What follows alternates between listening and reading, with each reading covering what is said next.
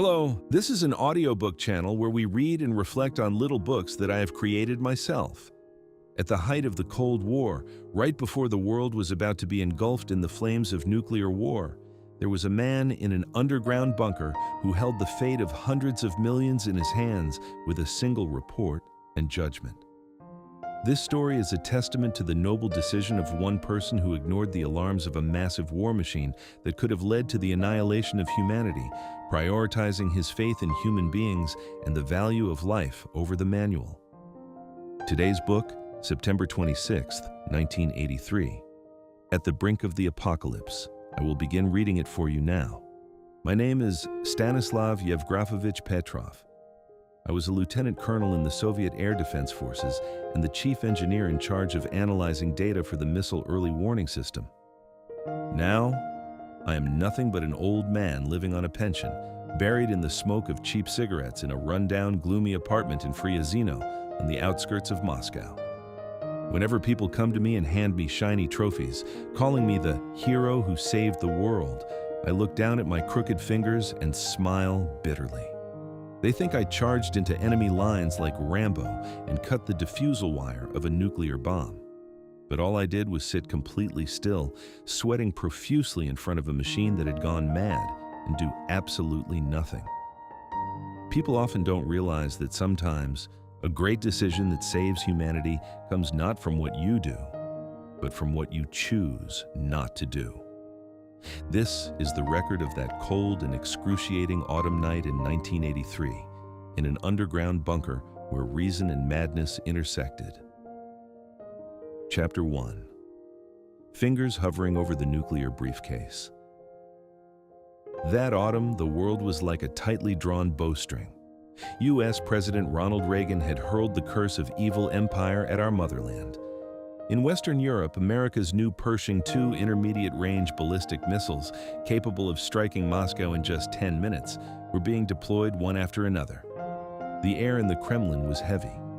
The aging leadership, including General Secretary Yuri Andropov, who was dying of kidney disease, was gripped by paranoid terror. They firmly believed that the United States would launch a first strike at any moment to vaporize the Soviet leadership.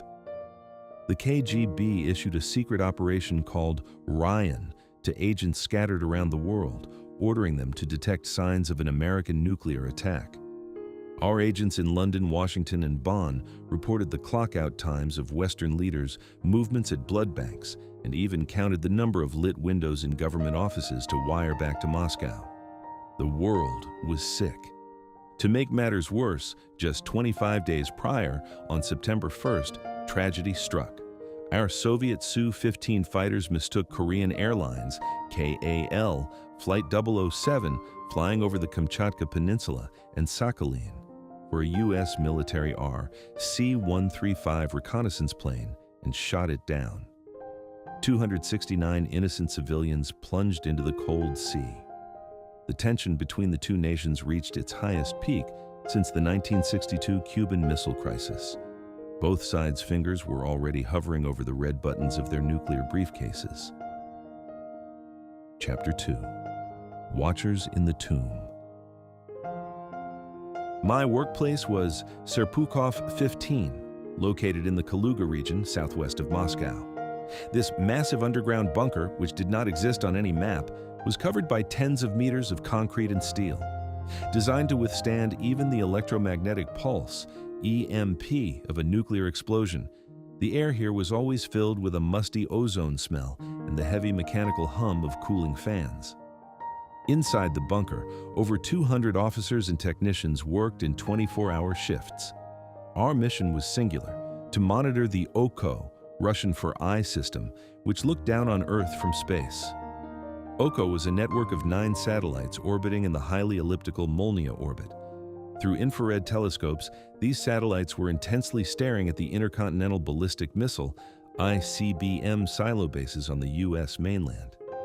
If a Minuteman missile erupted in flames and soared from the Dakotas or Montana, the satellites were designed to capture the infrared signature of its massive heat plume and transmit it to M10, the supercomputer in our bunker. That would signify the beginning of World War III. Chapter 3. The Man Who Knew the Flaws.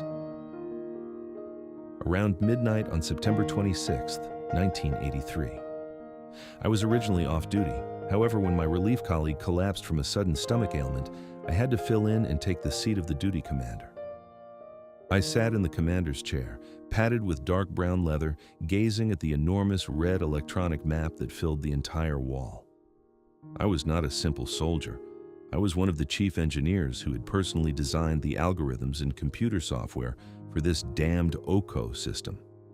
Therefore, I knew its fatal limitations better than anyone.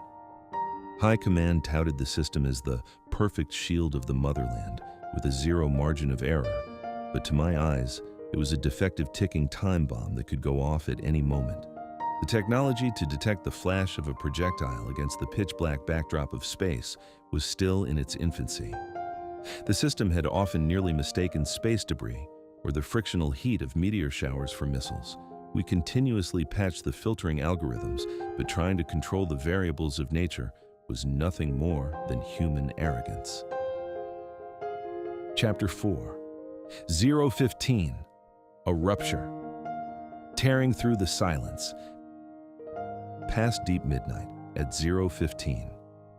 Only the low mechanical hum, the clatter of typewriters, and the sound of my subordinates' breathing lingered in the operations room. Someone was drinking warm black tea. Another was rubbing their eyes in boredom. That was when it happened. Beep, beep, beep, beep, beep. An ear-splitting, high-frequency siren that felt like it was scraping against bone and instantly doubled. My heart rate shook the entire bunker.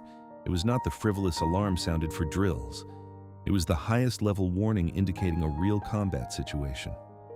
The massive main screen in front of me flashed a blood red, and right in the center, a terrifying phrase was etched. U.S. missile launched. I sprang from my chair like a coiled spring. The teacup I was holding dropped to the floor and shattered into pieces. Beyond the glass wall, over 200 pairs of eyes in the operations room turned toward me all at once. Their faces had turned ashen in an instant. The computer's data was clear and resolute. A single intercontinental ballistic missile had been launched from an Air Force base on the west coast of the United States. The thermal energy pattern captured by the satellite's infrared sensors matched the exact specifications of a Minuteman ICBM. The system's reliability indicator pointed to an unquestionable highest level. Chapter 5. The Red Phone and a Hovering Hand. My mission manual was clear. Within 3 minutes of detection, I was to pick up the red hotline in front of me and report this fact to the Kremlin, the Ministry of Defense, and the General Staff. I had no authority to analyze or judge the situation. I was merely a postman, tasked with delivering the data spat out by the machine to my superiors. What would happen if my report went up? General Secretary Andropov would immediately open the nuclear briefcase, Chegat. The time remaining until the missile reached the Soviet Union was a mere 25 minutes. In an era completely lacking interception technology, the only defense the leadership could choose was dying together with the enemy. In just 10 minutes, thousands of nuclear warheads would erupt toward the United States from silos and submarines all across the Soviet Union. And 30 minutes after that, human civilization would become dust. But my hand hovered in the air above the telephone. Icy cold sweat cascaded down my spine like a waterfall. The logic circuits in my brain were screaming. It's not logical. It doesn't make any sense. We had studied America's nuclear war scenarios for years. The core of mutually assured destruction, MAD, the military strategy of the Cold War, was simple. To launch a preemptive strike, you must unleash every missile you have simultaneously so that the enemy cannot even fight back. But just one missile? No matter how much Reagan played the mad cowboy, there was no fool in the world who would provoke the Soviet Union with a single missile. That would be a suicidal act, inviting enemy retaliation and leading their own country down the path of annihilation. What about the OTH, over-the-horizon data from the ground radar bases? Start cross-verification, I shouted, the veins bulging in my neck. It's still over the horizon, sir. Nothing has been picked up by the Darial Ground Radar Detection Network. We are only receiving satellite data. The communications operator's voice trembled violently. This is an error. It's a computer glitch, I yelled to myself. But before I could breathe a sigh of relief, the blood-curdling siren began to wail even more piercingly. Chapter 6. The Bunker in Panic. U.S. missile launched. The screen flashed again. A second missile, then a third, a fourth, and a fifth.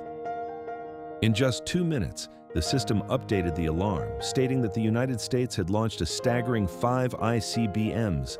Above the main screen, 5 red trajectories were drawn, stretching toward Soviet territory at terrifying speeds. The inside of the bunker became literal pandemonium. Colonel, 5 missiles. It's a clear preemptive strike. You must report to the General Staff immediately according to the manual. My adjutant slammed his fist on my desk, practically wailing. The sounds of prayers and curses erupted from all corners of the operations room. Over the intercom, duty commanders from higher echelons broke through the emergency lines and were screaming. Petrov, Serpukhov 15, transmit the data to the General Staff at once. What is going on? I felt as though I had been sucked into a vacuum. All the surrounding noise turned into a buzzing ringing in my ears. I gripped the edges of the console with both hands as if to crush it. It felt like blood was seeping from beneath my fingernails. Inside my head, 2 versions of myself were fighting a bloody battle. Soldier Petrov. Reported immediately. You are a soldier. Follow the manual. If you delay the report, and those really are nuclear missiles, the Soviet Union won't even be able to counterattack, and the motherland and its 200 million people will vaporize. You will be a traitor who betrayed his country. Human Petrov. 5 missiles? That's too small a number for an all-out war. The U.S. military has over 1,000 missiles in its silos. Why exactly 5? This is a system deception. If you pick up that phone, humanity will perish. Chapter 7. A gamble with the motherland's fate. Time ticked away mercilessly. The estimated time remaining until the missile strike was 18 minutes. I slowly stood up from my seat. I braced my trembling legs and picked up the microphone. My voice echoed through the speakers across the entire bunker. Everyone to your stations. It is a system malfunction. Ignore the alarms. Prepare to reboot the computer systems and analyze the logs. We will report this to our superiors as a critical malfunction of the satellite system. From this moment on, I, Lieutenant Colonel Petrov, take full responsibility for all decisions made. The bunker instantly fell dead silent. My subordinates looked at me in disbelief, expressions of shock on their faces, but my eyes were resolute. I picked up the hotline and connected to the duty commander at headquarters. This is Serpukhov, 15 Duty Commander Petrov. A critical flaw has occurred in the system. There is no missile launch. It is false computer data. A brief moment of silence hung over the receiver, followed quickly by furious screaming. Are you out of your mind? The satellite signal strength is 100%. This is not a matter you can take responsibility for. I slammed the receiver down roughly. The die was cast. Chapter 8. 15 minutes of blood-curdling silence. Now, all that remained was to wait. The roughly 15 minutes left until the Phantom missiles detected by the satellite entered the detection range of the ground radar network, and until they reached the skies over Moscow. Those 15 minutes were the longest and most agonizing eternity of my life. I slumped back into my chair and, with violently shaking hands, pulled out a cigarette and put it in my mouth. I tried to flick the lighter, but my hands trembled so severely that the flame couldn't reach. The adjutant next to me, pale-faced, lit it for me instead. The cigarette smoke pierced my lungs as it entered, but I couldn't taste a thing. What if my judgment was wrong? In about 10 minutes, a flash brighter than 1,000 suns would detonate in the Moscow sky. A shockwave would wipe away everything on the surface, and even this underground bunker where I sat would become a superheated oven, roasting us alive. My wife Raisa, my 2 children, they would all be reduced to ashes. Only the ticking of the clock in the operations room filled the bunker. 5 minutes, 10 minutes, 12 minutes. The red trajectories kept approaching, finally pointing to the center of the map, 1 minute to impact. I squeezed my eyes shut. 30 seconds, 10 seconds, 5, 4, 3, 2, 1, 0. Nothing happened. The surface was silent. No seismic wave detectors triggered, no sounds of explosions, no changes in atmospheric radiation levels, and no desperate emergency communications from command. Only then did we all realize it was a malfunction. The system had truly gone mad. Radar clear! All sectors normal! As the communications operator's voice rang out, the sounds of people collapsing to the floor as their legs gave way, stifled sobs and sighs of relief erupted from all over the bunker. I leaned back deeply into my chair and buried my sweat-drenched face in my hands. No, human doubt had saved the world. Chapter 9. The Sun's Lie and a Cosmic Happening. A few days later, an intense investigation akin to a court-martial began. High-ranking officials, including General Yuri Votintsev, commander of the Air Defense Missile Forces, stormed into the bunker. The truth revealed by the investigation was so absurd, it was almost a comedy. The culprit was neither the United States nor a system hack. It was the sun. The day the incident occurred was right after the autumnal equinox.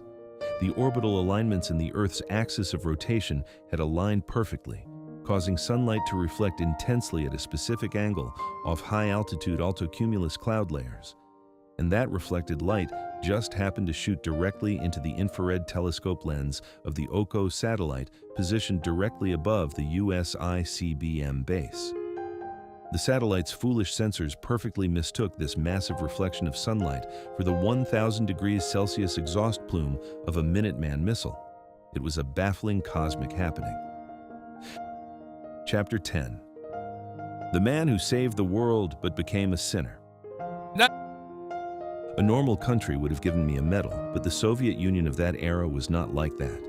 The fact that the nation's state-of-the-art early warning system, into which tens of billions of rubles had been poured, nearly started World War III because of a mere sunlight reflection, was a fatal disgrace to the regime. The military higher-ups needed a scapegoat to deflect the blame. Rather than admit the error, they pinned me down as a manual violator. Investigators interrogated me under a red lamp.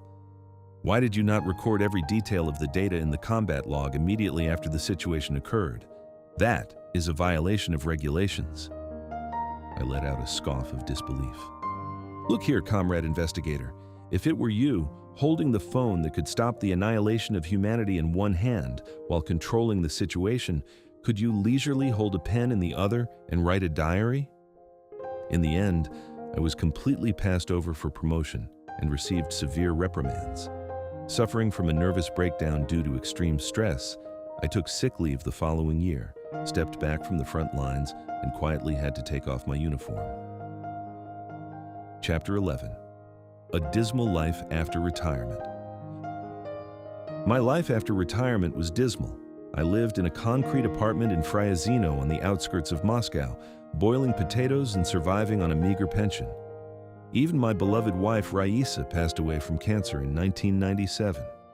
For over 10 years, until my wife's death, I never breathed a single word about the truth of that night, even to my own family. It was a strict state secret, and it was a trauma that was gnawing at my soul. My story became known to the world in 1998, when General Votintsev, my direct superior who had rushed to the bunker back then, published his memoirs. After the curtain of the Cold War lifted, Western journalists and documentary filmmakers began flocking to my shabby apartment.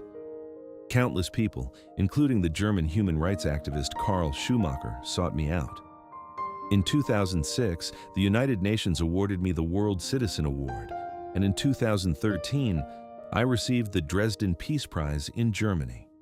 The Western world hailed me as the man who saved the world, and Hollywood stars like Kevin Costner and Robert De Niro lined up to shake my hand.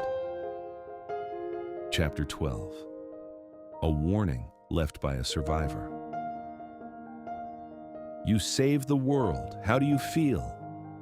To the Western reporters thrusting microphones at me in glamorous award halls, I would reply stoically, wearing my worn-out jacket. I am not a hero. I just did the job that was given to me. It was merely luck that I happened to be the one sitting in front of that main screen that night. I did not entrust my soul and reason to the algorithms of a machine. Machines see the world in zeros and ones, but starting and ending wars must be done by humans with flesh and blood. All I did was hold on to doubt, the last line of defense that only a human can mount within the blind spots of the machine. In 2017, I quietly closed my eyes. However, the night of September 26, 1983, must forever remain in history. Today's world is dominated by artificial intelligence and unmanned systems. Faster and more lethal weapons hover above our heads wearing the mask of automation. The systems we build are never perfect. At the final moment, what saves the world is not the command of a machine to press a button, but the hesitation of a human who stops and agonizes over not pressing it. If someday another system goes berserk, I only hope that whoever is sitting in front of that screen will, like me, weigh the value of life that exists beyond the manual. This story is not an incident that can be lightly brushed off as a bizarre Cold War happening. The hesitation and silence of that night, and the judgment of one human being who ultimately did not pick up the phone, still leave us living today with the most terrifying and essential question. What prevents the final moments of the world is never a more sophisticated machine or a faster warning system. What truly halts catastrophe is the reason and conscience of a human being who does not give up thinking even in the face of terror, and who holds on to the truth beyond the manual until the very end. Perhaps human civilization stands on far more precarious ground than we realize. And precisely because of that, the existence of one person who doubted until the end, questioned until the end, and tried to judge until the end is worth remembering long past his era. Because what he protected was not just the fate of a single nation, but the tomorrow of us all that had yet to come. This has been Sage, the cat author who turns the world's knowledge into little books.